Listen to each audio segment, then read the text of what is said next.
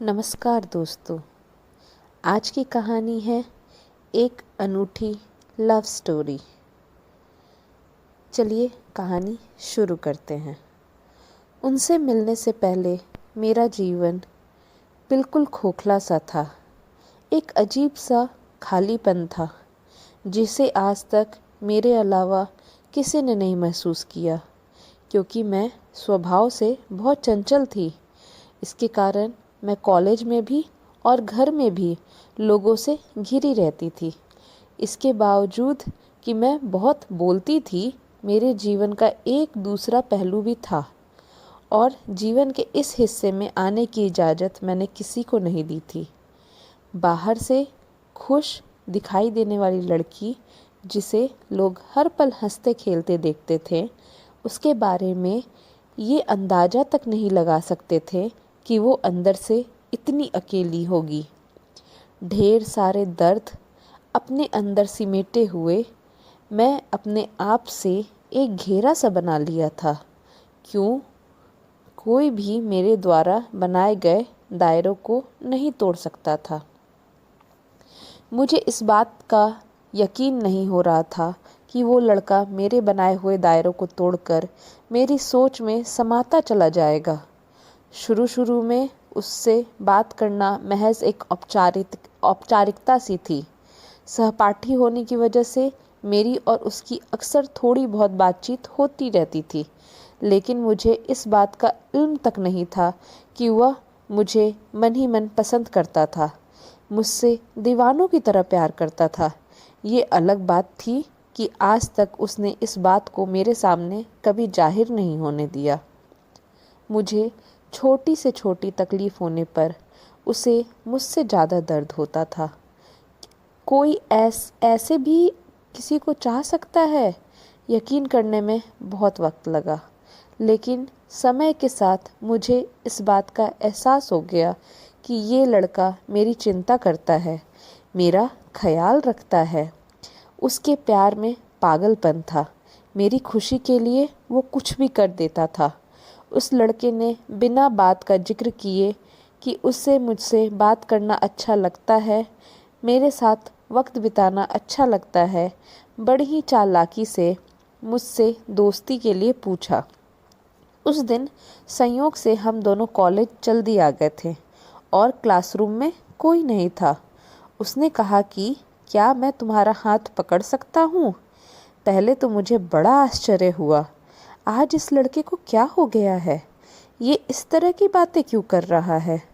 लेकिन मुझे उस पर पूरा भरोसा था कि वो कोई गलत काम नहीं करेगा। उसकी आंखों में सच्चाई थी और ये बात मैं साफ साफ देख सकती थी।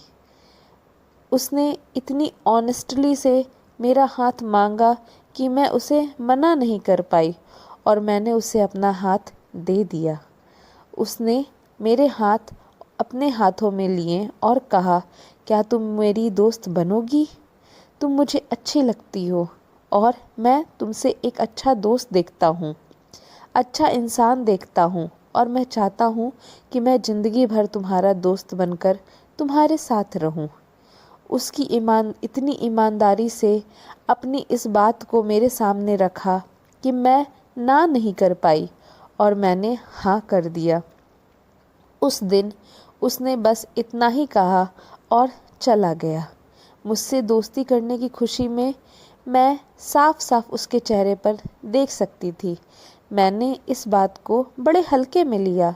हालांकि मुझे ये सोच कर दिन भर बहुत हंसी आ रही थी कि किस तरह से डरते डरते उसने मेरा हाथ पकड़ा था। जब मैंने अपना हाथ उसके हाथों में दिया था तो मैं अच्छी तरह से उसकी कपकपाती हाथों को महसूस कर सकती थी और पूरे दिन उस वाक्य को याद कर कर हंसी आ रही थी। मैंने अकेले में भी बिना बात के हंसे जा रही थी। मेरे आसपास रहने वाले लोग ये देखकर समझ गए थे कि ज़रूर कोई बात है। अब हम दोनों दोस्त बन गए थे और उसने बड़ी ही चालाकी से मुझसे किसी भी वक्त फ़ोन पर बात करने की इजाज़त मांग ली थी। अब वो मुझसे फ़ोन पर बातें करने लगा था। अब उससे बात करना मुझे भी अच्छा लगने लगा था। मेरे अंदर क्या चल रहा था मुझे समझ में नहीं आ रहा था। क्यों मैं उससे फ़ोन पर बात करने का इंतज़ार करती थी, क्यों मैं उसकी ओर खिंची चली जा रही थी। शायद उससे अपनी बातें शेयर करना मुझे अच्छा लगने लगा था।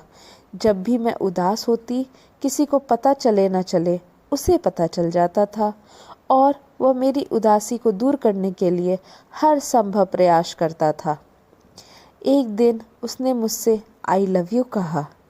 मुझे वक्त लगा, लेकिन मैं भी अपने प्यार का इजहार कर दिया। मेरे हर जन्मदिन पर मुझसे ज़्यादा खुश होना, मेरे ऊपर हजारों रुपए मना करने के बावजूद खर्च कर देना, वो दीवाना था मेरा। उसने भी मुझे अपना दीवाना बना लिया था। बाइक पर अक्सर घूमने निकल जाना, कॉलेज बंक करके फिल्म देखने जाना, ये सब हमें अच्छा लगने लगा था। उसकी पूरी दुनिया बन गई थी मैं। मेरी पूजा करता था वो। मेरे लिए किसी से पंगा लेने के पहले बिल्कुल नहीं सोचता था वो। दिन तेजी से बीतने लगे। हम दोनों दुनिया को भूल चुके थे। प्यार के उस दौरान में हम दोनों को भीतर से बदल दिया था। हमने प्यार की ढेरों कस्में खाई और ढेरों वादे किए। वक्त ने करवट लिया। मेरे पिताजी ने 20-21 साल की कम उम्र में ही मेरी शादी पक्की कर दी। अंदर से मेरा हाल भी बेहाल था, लेकिन वह मुझसे ज़्यादा बेहाल था। वह किसी भी हद तक जाने को तैयार था मेरा साथ पाने के लिए, लेकिन मैं जानती थी कि अगर मैं घर से भाग जाती हूँ तो मेरे घर वालों का समाज में जीना मुश्किल हो जाएगा। कड़े मन से मैंने उसके साथ जाने से इनकार कर दिया। वह हर दिन सैकड़ों बार कोशिश करता था मेरे फैसले को बदल जाए, पर मैं नहीं मानी। मेरी शादी हो गई। हर कोई खुश था उस लड़के के सिवा। अपनी शादी के बहुत महीनों के बाद मेरी उससे मुलाकात हुई। उसने अपना हाल बेहाल कर लिया था। उसने कहा कि वह मुझसे मिलने से पहले भी अकेला था और मेरे जाने के बाद फिर अकेला हो गया। उसने कहा कि वो हमारे कस्मों और वादों को पूरा करेगा। वो कहता है कि प्यार की लड़ाई तो वो हार गया है, पर प्यार की जंग जरूर जीतेगा वो कहता था कि तुम भले मेरे साथ न दो, मेरा प्यार तो मेरे साथ है ना। मेरे प्यार के सहारे उसने जिंदगी में आगे बढ़ने की ठानी। वो कहता था कि उसका प्यार सच्चा है, इसलिए उसका प्यार कभी उसकी कमजोरी नहीं बनेगा। मुझे अपनी गलती का एहसास है, क्योंकि मेरा प्यार मुझे ज़्यादा दुखी है और मैंने अपनी उसकी ज़िंदगी को बर्बाद कर दिया। मैं उस दीवाने के प्यार को सलाम करती हूँ, जिसके पास न मेरा तन है, न मेरा समय, न मेरा जीवन, पर अब भी वो मुझसे प्यार करता है। पर उस दिन उसने मुझसे झूठ बोला था। शायद वह बुरी तरह टूट चुका था, जबकि उसने खुद को बहुत बहादुर दिखाने की कोशिश की थी। वह लोगों से दूर होता चला गया और लोग उससे दूर होते चले गए। बुरे लोगों से दोस्ती कर ली थी उसने। वह शराब, सिगरेट और ड्रग्स का आदी हो गया था। वह बुरी तरीके से डिप्रेशन का शिकार हो गया था और अंत में एक दिन उसने आत्महत्या कर ली। ये था इस कहानी का अंत। मैं न तो जीते जी उसके साथ रह पाई, न उसके अंतिम समय में मैं उसका साथ निभा पाई।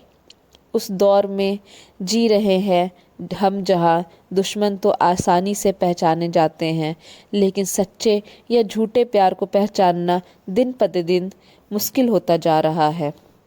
प्यार कीजिए, लेकिन सोच समझकर।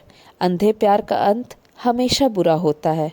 यह कहानी आपको कैसी लगी, प्लीज़ इसको बताएं, मुझे कमेंट करें और मेरी इस कहानी को शेयर करें और मेरे इस चैनल को लाइक, शेयर एंड सब्सक्राइब करें।